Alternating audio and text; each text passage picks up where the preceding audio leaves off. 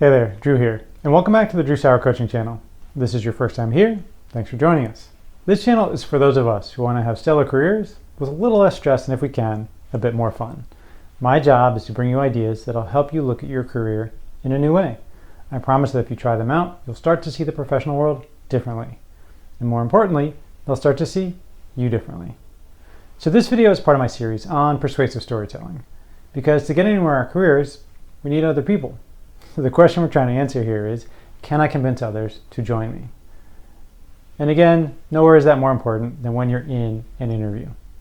And so what I want to talk about today is what it actually means to do your homework. And this is something that you've probably heard anytime you're going for an interview. Everybody says, oh, just make sure you do your homework before you go, know about the company, know about the people you're meeting with, study the job rec, and that's all good. What I will tell you is that there are a surprising number of people who don't really do any homework, and even those that do a cursory look around in terms of what the company does and has a general sense.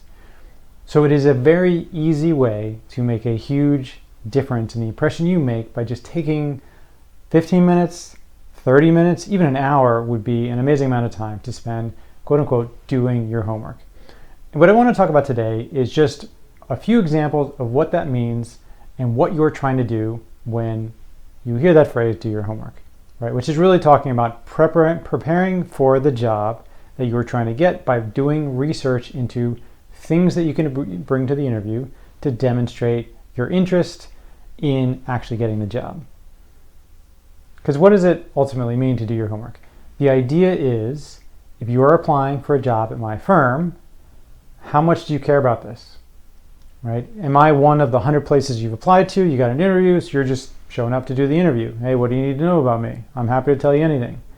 Did you put in the work beforehand to my company, the position, to show that you are really interested, right? Because the more I see that you're interested in this position, the more receptive I'm going to be to talking to you, the more interested I'm going to be in you, because I know that you actually care about this, as opposed to this is one of the 100 resumes that you've sent out.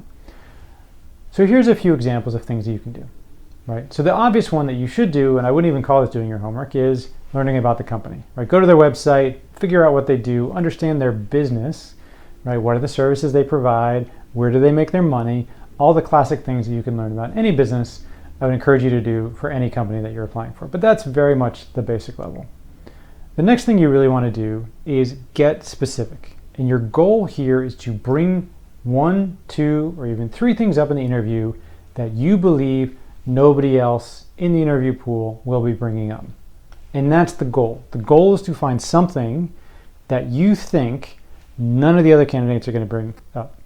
Because if you bring something up and, oh, there's a huge layoff or there's a huge release on a new product, well, everybody knows that, and so chances are it's going to come up with other people.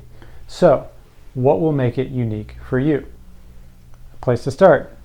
Go to the website, but look at the recent press releases. Look at the recent CEO statements or speeches. Find something in there related to the product or the business that is very recent, that has some impact or relationship to the job that you're trying to apply for. So find a piece of news, right, that is current and specific and aligns to what you're trying to do. So that's one place you can go. The other place you can go is finding more about the people who work in the department, right? And if you've never done it, you can also explore on LinkedIn the Sales Navigator, which is a tool you can get. It's like $50 a month, but to be honest, if you're looking for a job, it can be very helpful, because what it can do is it can identify who the key influencers are at any company that you're interested in. So if you know this job is here at company X, you can go look up company X in somewhere like Sales Navigator, and you can figure out who the key decision makers are. You can figure out what the relationships are, who's your boss, how does that relate to who's their boss, who are the C-suite executives, things like that, right? And what you can then do is look for, again, check out the profiles. Is there something interesting around your boss or the leadership of the group that you're going to that you can resonate with? So those are just 2 examples of things that you can do. What you're trying to do is think about, again, what can I bring that's unique?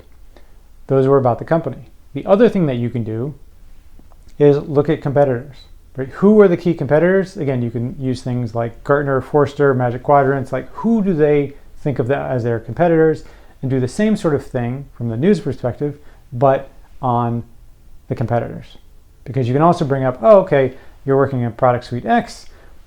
Interestingly, I saw that product suite Y, who I know is a competitor of yours, recently launched this kind of feature. Is that something that's on your roadmap? So now you're not only showing an interest in the company, you're showing an interest in the industry because you also looked at competitors. So those are just 3 examples, right? Speeches, comments, website, leadership, individual specific insights you can get from a place like LinkedIn, or competitor research. Many, many more. I'm sure you can think of some additional ones, but those would be examples of things that when somebody says do your homework, what you're really trying to do, again, is bring up something unique in the conversation that you are the only person who has been interviewed to bring up that point. Because ultimately, an interview is a filter process. And what you want to do is stand out. The core way you stand out is your value proposition, but it doesn't hurt to have a few other things that help make you stand out, and asking good questions, bringing up good specific insights about the company, the role of the competitor is a great way to do that. So what happens if you don't? Well, you come across as pretty much every other interviewer. So the idea is differentiate. And if you don't do this, you may still get the job, right? You may still actually get the offer. All of these things are additional bonuses that will help you stand out just a little bit more. And if you chain them together, if you do a number of things that make you stand out, the impression you make will be significant. They'll remember who you are. They'll remember what you can bring to the table. And that's when you will get the role. So what is the exercise? The exercise is next time you're doing an interview, do your homework, right? But don't do the basic homework. Don't just read the website, read the job description, and use that. Find, again, 1, 2, or 3 additional pieces of information that you can bring to the interview that you believe will make you stand out. So try it out. Let me know in the comments how it goes. And as always, your career is a journey. And it helps to have a partner. You can rope in a friend, or you can hire a coach. If you want to work with me, feel free to go to drewsaur.com and we can get some time to chat. I look forward to seeing you next time.